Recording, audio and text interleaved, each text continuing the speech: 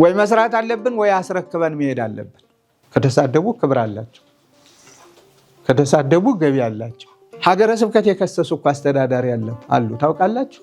ሰዎች ቢገሉ ስጋን ነው፣ ነፍስን መግደል አይችሉም። አሁን ዝም ብለን እንደው ቶ እባክህ እየተባባልንበት የምንሄድበት ጊዜ አልቋል። ሰዎች እኮ ቢያስሩ በምድር ነው። ስልጣን ያላቸው ሁሉ በሰማይ ማሰር አይችሉም።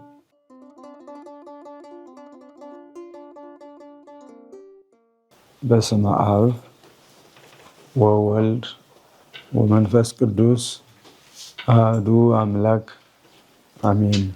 ክቡራን የኮሌጁና የዚሁ የማሰልጠኛው ኃላፊዎች፣ ክቡራን የገዳማትና የአድባራት አስተዳዳሪዎች፣ ከሁሉ አስቀድሞ ልዑል እግዚአብሔር የቀጠሮ ሰው ብሎ በተነጋገርንበት በዚህ ዕለት በዚህ ሰዓት ተገናኝተን ለቅድስት ቤተክርስቲያን ከኛ የሚጠበቀውን መስራት እንድንችል ጊዜውንም ዋጅተን እኛም ቤተክርስቲያንም የምትሻገርበትን ስራ ለመስራት ስልጠና ወሳኝ በመሆኑ ቀጠሮ ይዘን ነበርና ስለፈቀደልን ስላደረሰን ክብርና ምስጋና ለእርሱ ይሁን። እንኳን ደህና መጣችሁ። አምላካችን እግዚአብሔር አሁንም በቸርነቱ አስጀምሮ በቸርነቱ ያስፈጽመን። ይህ ስልጠና መነሻው የብዙዎቻችሁ የአስተዳዳሪዎች ጥያቄ ነው። ብዙዎቻችሁ ከዚህ ቀደም የነበረውን ስልጠና መነሻ በማድረግ ዘመኑን ብዙ ሆነ፣ ደግሞ ዘመኑን መዋጀት ብንችል ስልጠና ወሳኝ ነው የሚል ሀሳብ ያቀረባችሁ አስተዳዳሪዎች አላችሁ።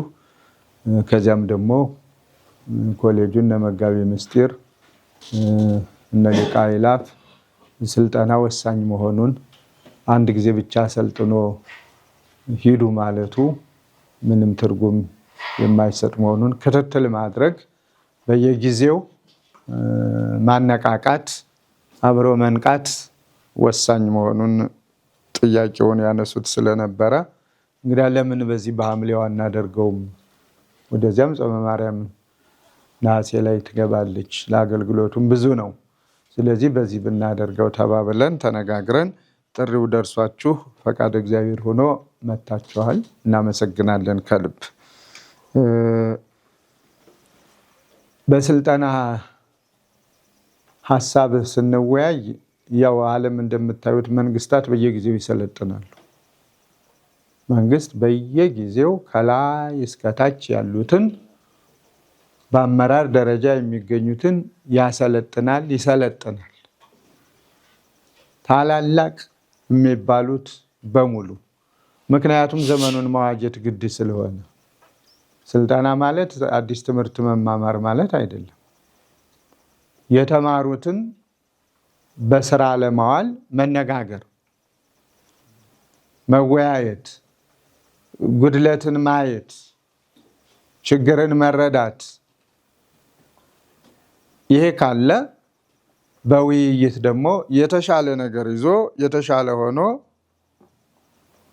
ጥሩ ስራ ሰርቶ በነፍስም በስጋም ነፃ ሆኖ መኖር የሚቻልበትን ስራ ለመስራት ነውና ይሄ ቀጠሮ የተያዘው በዚህ ላይ እናንተም አክብራችሁ በሰዓቱ ስለተገኛችሁ ምስጋና ከፍ ያለ ነው። አንድ ከእግዚአብሔር ቃል ብዬ አንዳንድ ነገሮችን ለማለት ነው የምሞክረው፣ ብዙ ላለ ማለት። መነሻችን ቅዱስ ጳውሎስ ለቲቶ ከጻፈው መልእክት ላይ ምዕራፍ 2 ቁጥር 7 ላይ የሚገኘውን ኃይለ ቃል እንወስዳለን። ሁላችሁም የምታውቁትንና የምትጠቅሱትን ጥቅስ ነው የምጠቅሱላችሁ፣ ቃሉ የእግዚአብሔር ነውና። ወኩኖሙ አራያ ወአምሳለ ለኩሎሙ በምግባረ ሰናይ ወይኩን ነገርከ ወትምህርትከ በንጽሕ ወበስሩ ነገር ዛልዎ ነውር ዘኢይሜንኖ አሐዱሂ ከመ ይትኀፈር ጸላኢ ወይህጣ ዘይነብብ ላዕሌነ ህሱመ ይላል። ይህ ኃይለ ቃል ሁላችንም ከተመራንበት ሁላችንም ከተጠቀምንበት የሚያፍረው ጸላኢ ብቻ ይሆናል። እኛ አይደለንም የምናፍረው። የሚያፍረው ተቃዋሚ ብቻ ይሆናል። እኛ አይደለንም የምናፍረው። ሐዋርያው ቅዱስ ጳውሎስ በመጀመሪያ ያስተምራል፣ ይመክራል፣ ያሳምናል። ከዚያ በኋላ ደቀ መዛሙርቱን እየተካ ወዳላመኑት መሄድ ነው ትልቁ አገልግሎቱ። እየተካ ወዳላመኑት ይሄዳል። ከዚያ በኋላ ደግሞ ያመኑት ወደኋላ ሲያፈገፍጉ፣ ነገሩ ሲገለባበጥ፣ ከትምህርቱ ወጣ ሲሉ የሰየማቸውን አደራ ያላቸውን መሪዎች ያደረጋቸውን በእንዲህ አይነት መልኩ ያሰለጥናቸዋል፣ ያነቃቃቸዋል፣ ያነጋግራቸዋል። ስለዚህ እኛም ይህንኑ እንድንከተል ግድ ነውና በዚህ እንጠቀም ነው። ወኩኖሙ አርአያ ወአምሳለ ለኩሎሙ በምግባረ ሰናይ፣ በበጎ ስራ ሁሉ አብነት ሁናቸው ነው። በበጎ ስራ ሁሉ። በጎ ስራ መዘርዘር አያስፈልገኝም። ምክንያቱም ምን ነው በጎ ስራ የሚባለው? ምንም ላልተረዱ፣ ለማይረዱ፣ ላላወቁ፣ ለማያውቁ ነው። ለሊቃውንቱ በጎ ስራ ይሄ ነው፣ ክፉ ስራ ይሄ ነው ብሎ መዘርዘር ሞኝነት ስለሆነ በበጎ ስራ ሁሉ በአጠቃላይ ይህንን በደንብ አድርገን በአእምሯችን ቀርጸን የትኛውን በጎ ስራ ሰራሁት፣ የትኛውን በጎ ስራ አልሰራሁትም፣ ለምንድን ነው ያልሰራሁት፣ ምክንያቴ ምንድን ነው የሚለውን ራሳችንን በራሳችን እየጠየቅን ለማስተካከል መታገል ጥሩ ነው። ወይኩን ነገርከ ወትምህርትከ በንጽሕ፣ የምትናገረው ነገር የምታስተምረው ትምህርት በንጽህና ይሁን። ንጽህናው ንጽህ የሚለው ብዙ ነገሮችን ይወክላል። ብዙ ነገሮችን፣ ነገርም ያረክሳል፣ ጥላቻም ያረክሳል። አንድ ሰው ንጹህ የሚባለው ከሴትና ከወንድ ጋር ባለው ግንኙነት ብቻ አይደለም። ንጽህናን የሚገፉ ንጽህናን የሚያስወግዱ ብዙ ነገሮች ስላሉ፣ ስለዚህ የምትናገረው ነገር የምታስተምረው ትምህርት በንጽህና ይሁን ነው። ልብ አድርጉ። አራያ መሆን በበጎ ነገር ሁሉ፣ ምሳሌ መሆን በበጎ ነገር ሁሉ፣ ከዚያ ቀጥሎ ደግሞ ንግግራችን ሁሉ በንጽህና እንዲሆን ነው የሚነግረን። ወበስሩ ነገር፣ በተከናወነ ነገር። ይሄ ዝም ብሎ የማስመሰል የመተብተብ የማሰበጣጠር ነገሮችን ሁሉ ብቻ እንደው ማለፊያ እንዲሆን የሚሆነው ነገር ሁሉ እሱም አይሰራም። በተከናወነ እውነት ሁልጊዜ የተከናወነ ነው። ሁልጊዜም ቢሆን እውነት ሲነገር ራሱ እውነትነቱን እያበሰረ ነው የሚወጣ። ከሐሰት ጋር ሲቀላቀል ግን እዚህ ጋር ቢያልፉት እዚያ ጋር ወጥመድ ሆኖ ራሱ በራሱ ጠልፎ ይጥላል። ዘአልቦ ነውር ነው የሚለን። ነውር ነቀፋ በሌለበት የምንናገረው ነገር ራሱ የምናስተምረው ትምህርት በእኛ ሕይወት የሚታየው ነገር ከነውር ከነቀፋ ነፃ የሆነ ትልቅ መመሪያ ነው የሚሰጠው ለቲቶ ቅዱስ ጳውሎስ። ተመሳሳይ ነው ለጢሞቴዎስም በዚሁ አይነት መልኩ ይህንኑ አስተምሮታል፣ ነግሮታል። ስለዚህ ሊቃውንቱ ደግሞ የምታመሰጥሩት ነው። ይህን ካለ በኋላ ዘኢይሜንኖ አሐዱሂ ይላል። ዘኢይሜንኖ አሐዱሂ፣ አንድ ሰውስ እንኳ የማይንቀው ቸል የማይለው የማይተቸው አንድ ሰው እንኳ። ምክንያቱም የሚናገረው የምንናገረው ነገር በሌላው የሚናቅ የሚነቀፍ ከሆነ ትርጉም አልባ ነው የሚሆነው፣ አያስተምርም። ስለዚህ የምንናገረው ነገር እጅግ ጥንቃቄ ያለበት ሃይማኖታዊ የሆነ ሌላውን የሚስብ ሌላውን የሚያንጽ ሌላውን የሚያስተምር ሌላውን ከእግዚአብሔር ጋር የሚያገናኝ ተገናኝተን ከእግዚአብሔር ጋር መገናኘት እንድንችል የሚያደርግ ከመይታፈር ጸላይ ዲያብሎስ ይገሰጽ ዘንድ ይሄ ነው ትልቁ ቁም ነገር። በዚህ መልኩ እስከሄድን ድረስ የሚዋረደው የሚያፍረው የሚሸማቀቀው ጸላይ ነው እና ማደሪያው ነው፣ ሌላ ማንም አይደለም። ማደሪያው ይዋረዳል፣ ያፍራል። ወይጣ ዘይነብብ ላዕሌነ ህሱማ በእኛ ላይ የሚናገረው ክፉ ነገር እንዳያገኝ ነው የሚል። በእኛ ላይ የሚናገረው ክፉ ነገር እንዳያገኝ። በዚህ ቃል እስኪ እኛንና ቤተ ክርስቲያኒቱን እንቃኛት።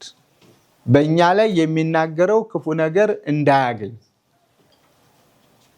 አሁን የሚነገረው ጸላይ መሳሪያ ባደረጋቸው ክፉ ስራ ሰርቶ፣ መሳሪያ ባደረጋቸው ከሳሽ ሆኖ፣ መሳሪያ ባደረጋቸው ነውር አውጪ ሆኖ፣ መሳሪያ ባደረጋቸው ነውረኞች አድርጎ የሚሰራውን እስኪ ዝም ብለን በዓይነ ሕሊና እንቃኝ።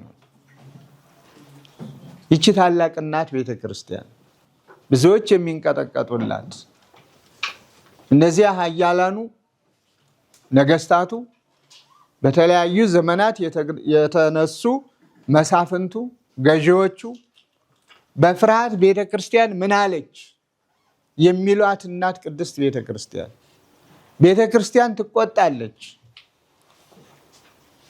ይሄ ነገር አይሆንም ብለው የሚሟገቱላት ቅድስት ቤተ ክርስቲያን ዛሬ በማን አንደበት ምን እየተባለች ነው ብለን ብንጠይቅ የአደባባይ ምስጢር ነው። ለምን? ጸላይ የሚያፍርበትን ስራ መስራት ስላልቻለ።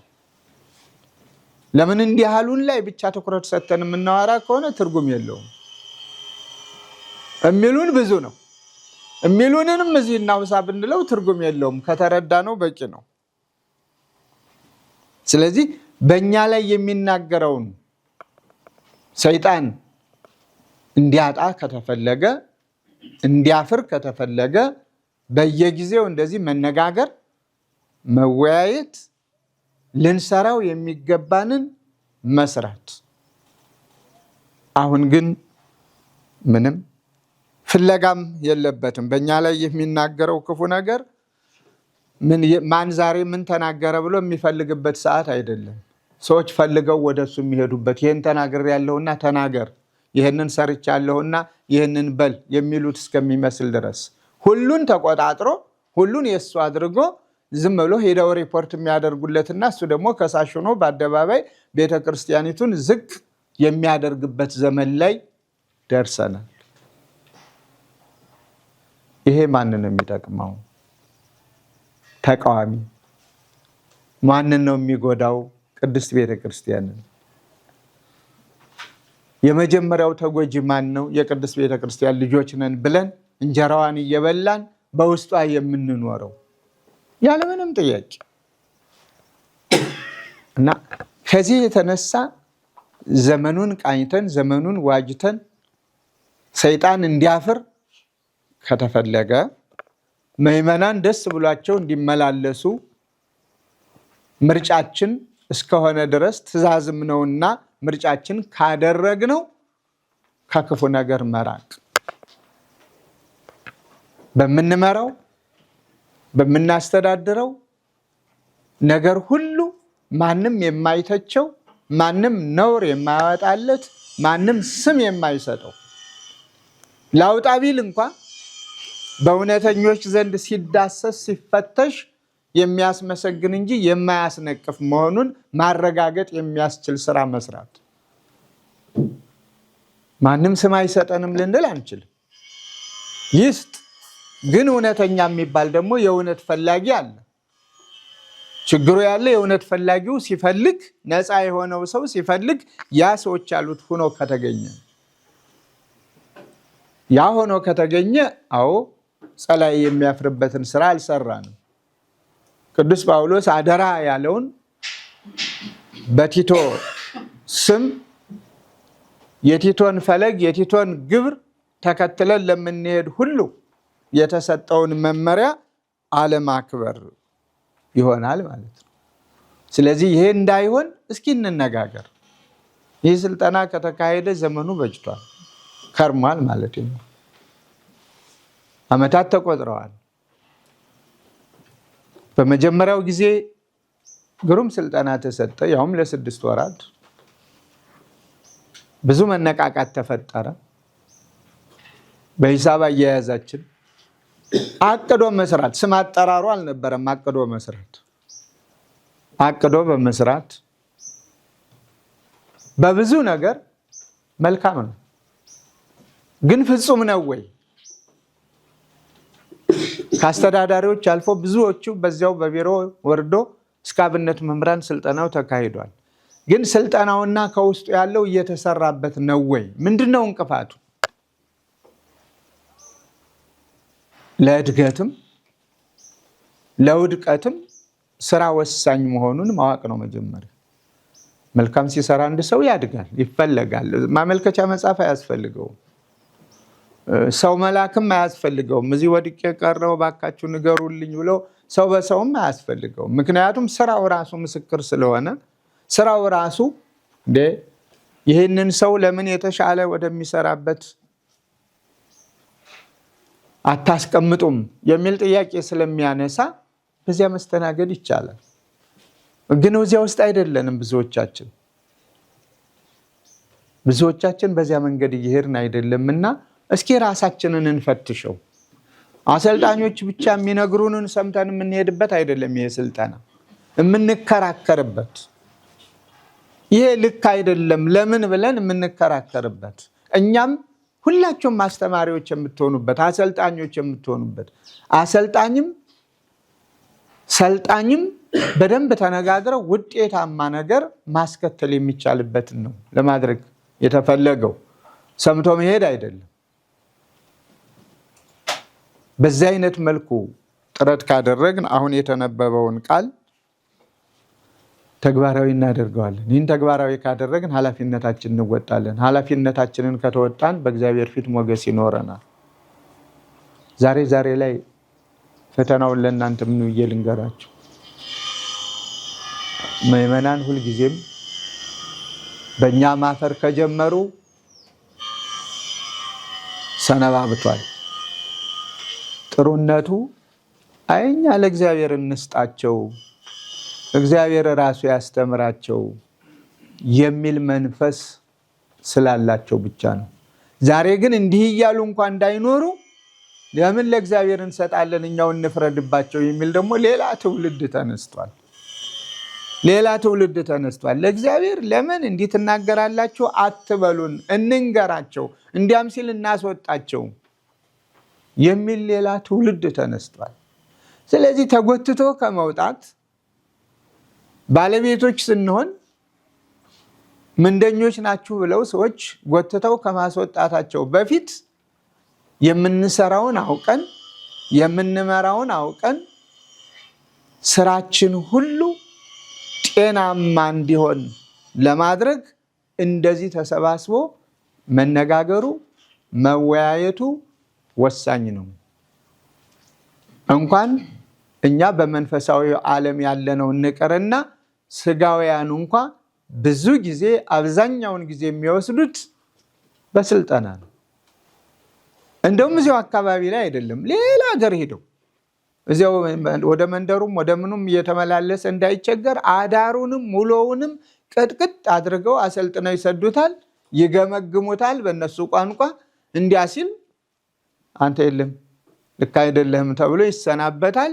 በደንብ የሰራው ደግሞ ከፍ እያለ እየተሸለመ ይሄዳል።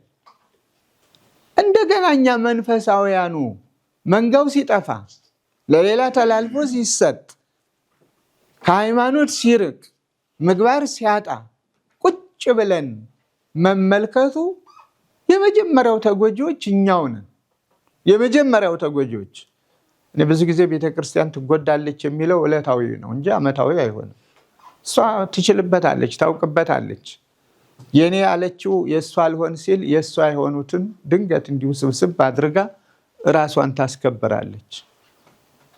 የናቋትን መልሳ ትንቃለች።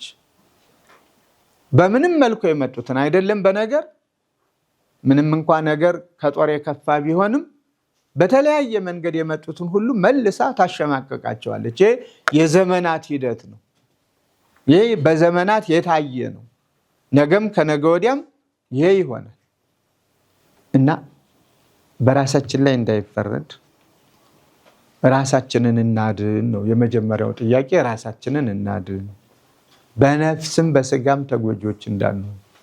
በስጋ ምዕመኑን ካልያዝ ነው፣ ምዕመኑ ወደ ቤተ ክርስቲያን ካልመጣ፣ አስራቱን በኩራቱን ካላዋጣ፣ ከመንግስት አቅፎ ከያዘው ሰራተኛ ያላነሰ የያዘች ቤተ ክርስቲያን ነገ ምንድን ነው የምትመግበው?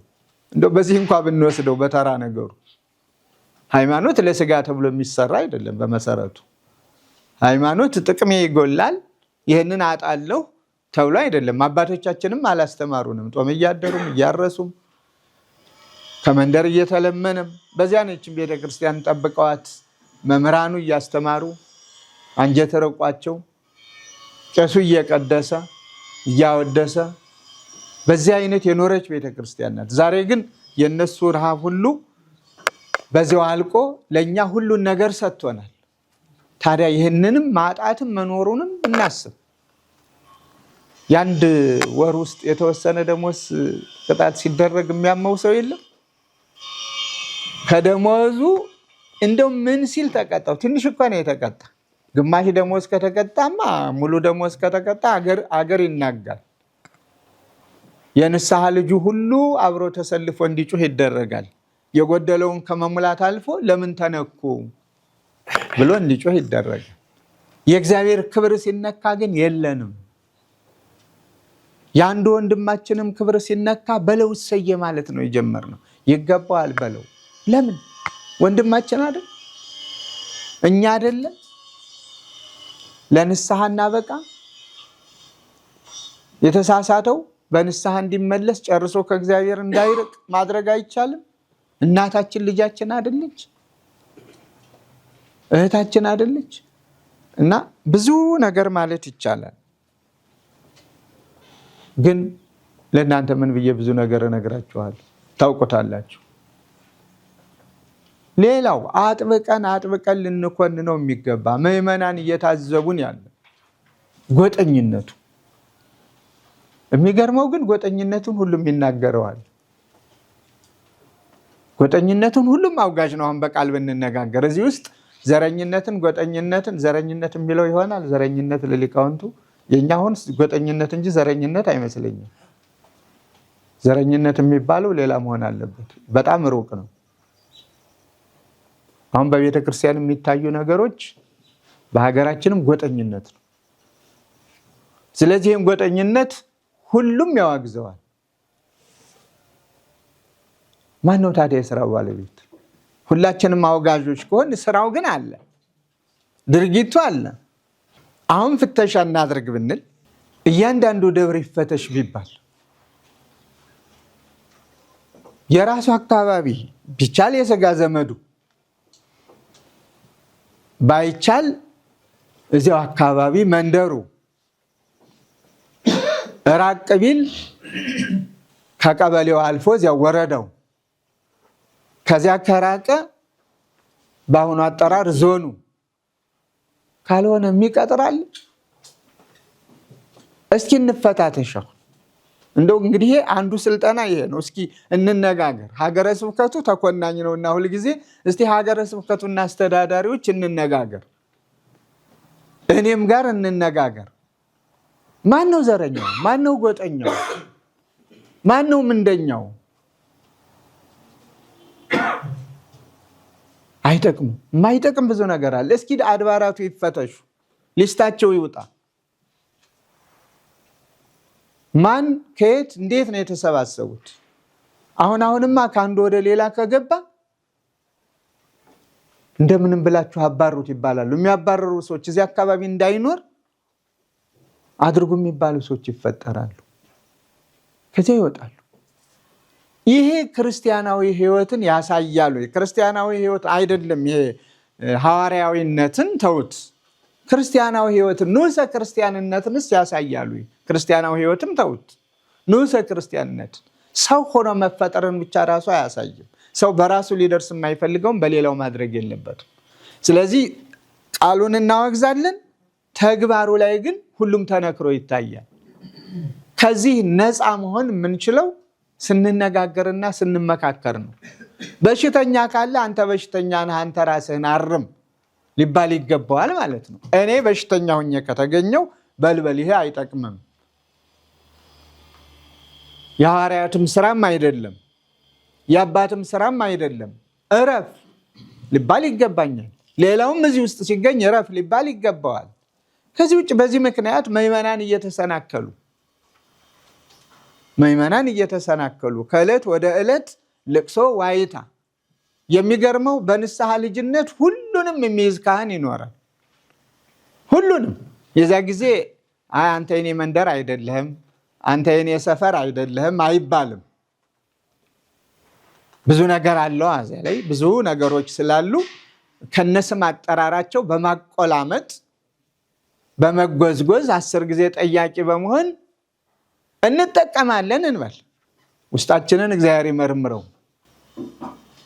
እና የንስሐ ልጅ ለመያዝ መሮጥ፣ ከዚያ ወደ ሌላ ሲመጣ ደግሞ መንደርና ሰፈር ዘመድ ፈልጎ ያንን ለመጥቀም መታገል።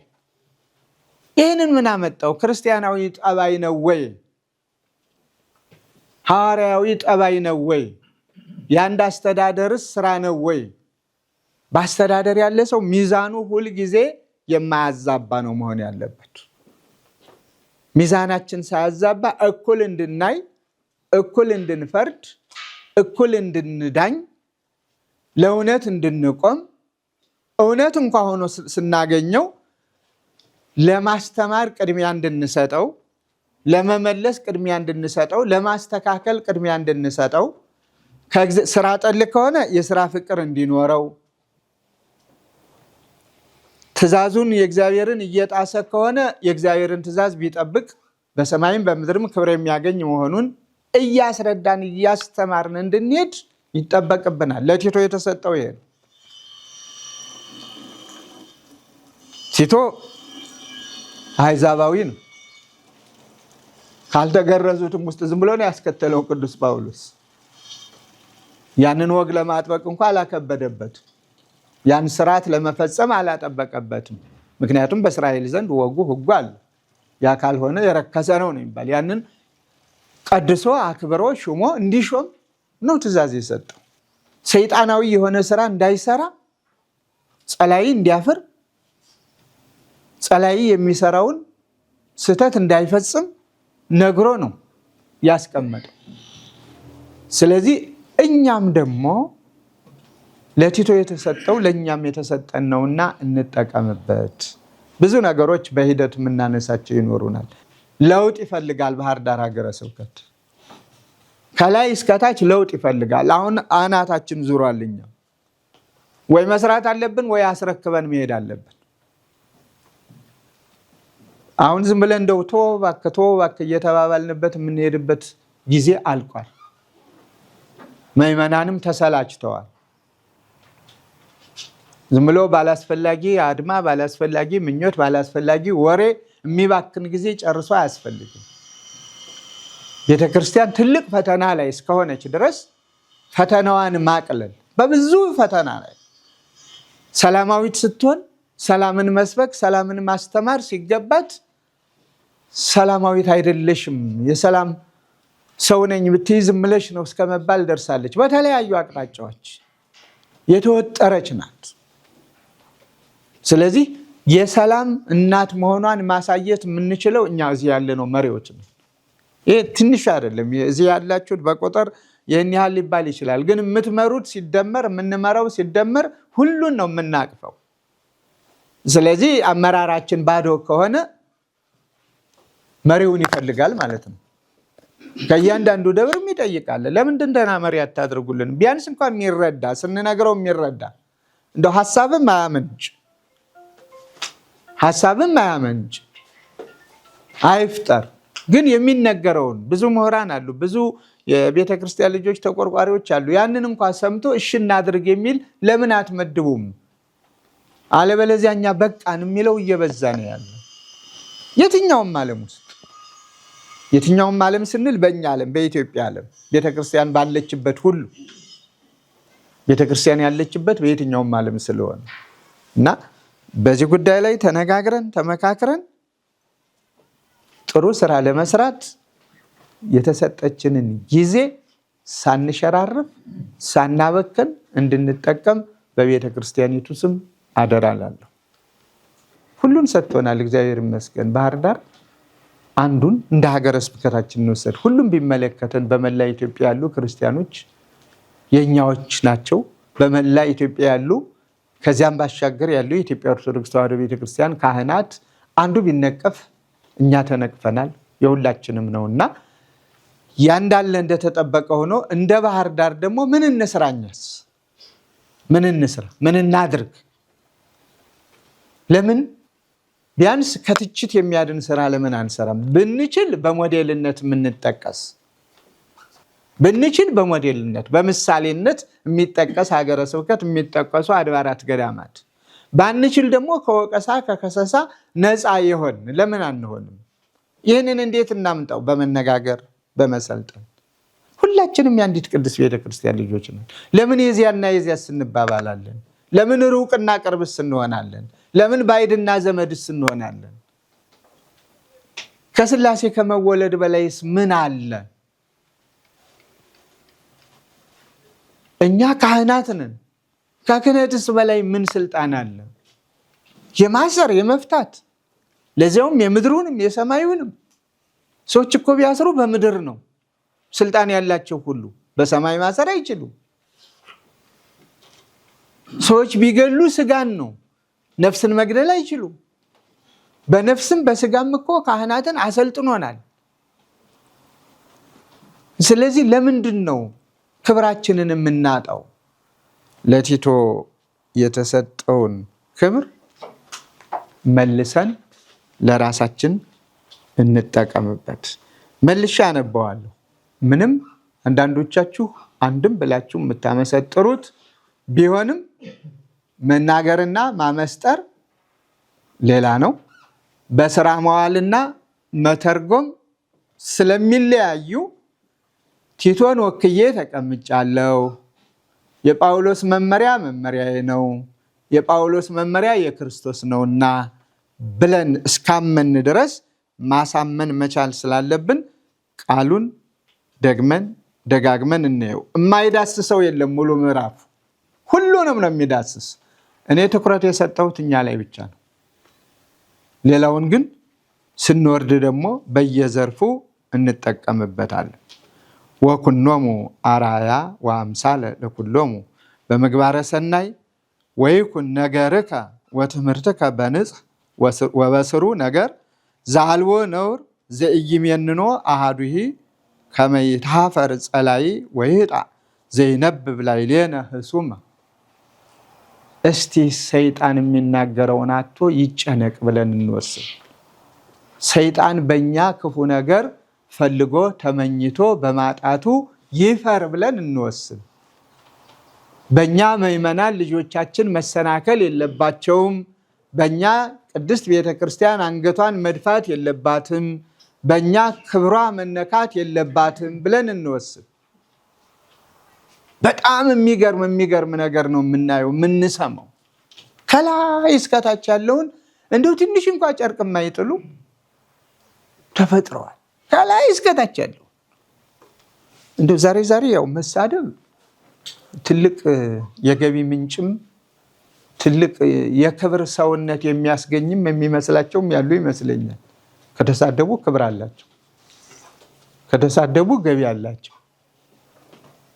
አዎ ደግሞ ለምንድን ነው ብለን ደግሞ ሙሉ በሙሉ እነሱን ደግሞ ሙግት ውስጥ እንዳንገባ በተሳዳቢነታቸው እያዘን የቤተ ክርስቲያንን ክብር ከግለሰብ ክብር ጋር ማነጻጸር ተስኗቸው ዝም ብለው እንደወረደ ቤተ ክርስቲያኒቷን በማንኛውም ፊት ለማራቆት ሲታገሉ ቢያሳዝኑም ቢያንስ ደግሞ በየቦታው ያለን ራሳችንን ጠብቀን የሚያፍሩበትን ስራ ለመስራት አለመሞከራችን ሌላው ተያይዞ ውድቀት ነው።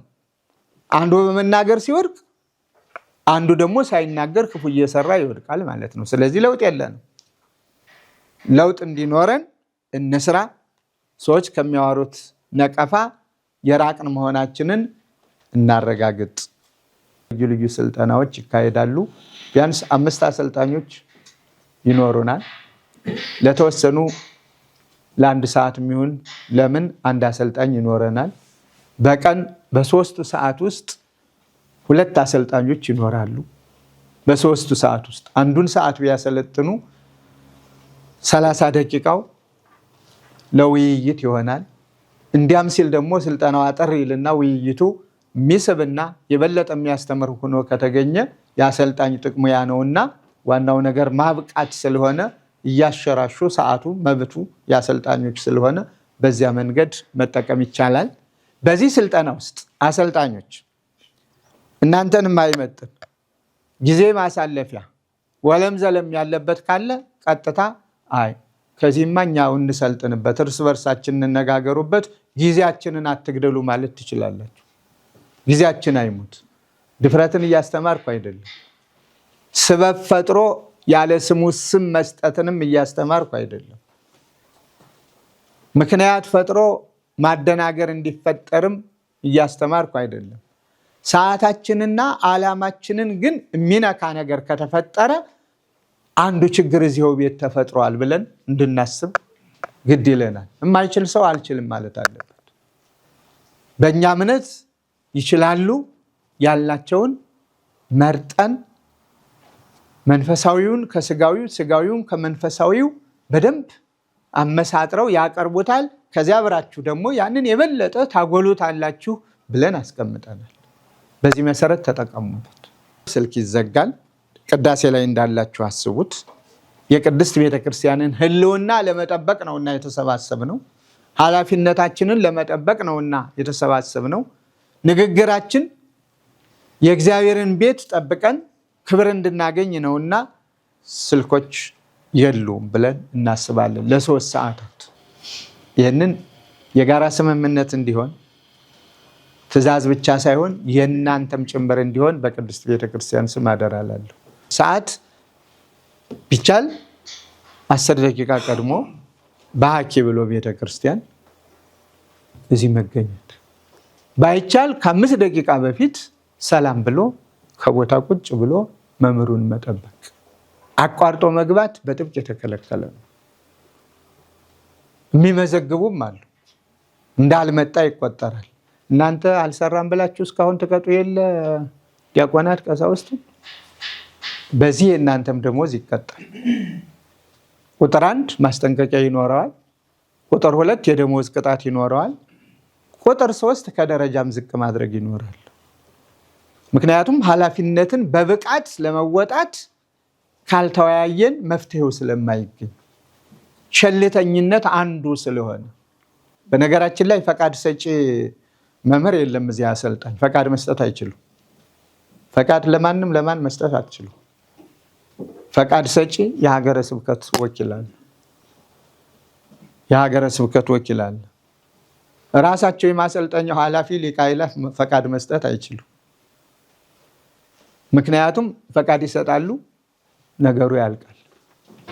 ይህ ግን ሀገረ ስብከቱ ራሱ በጥብቅ የሚከታተለው አባቶቻችን እየተራቡ እየተጠሙ አንድ አድርገው ያኖሯት ቤተክርስቲያን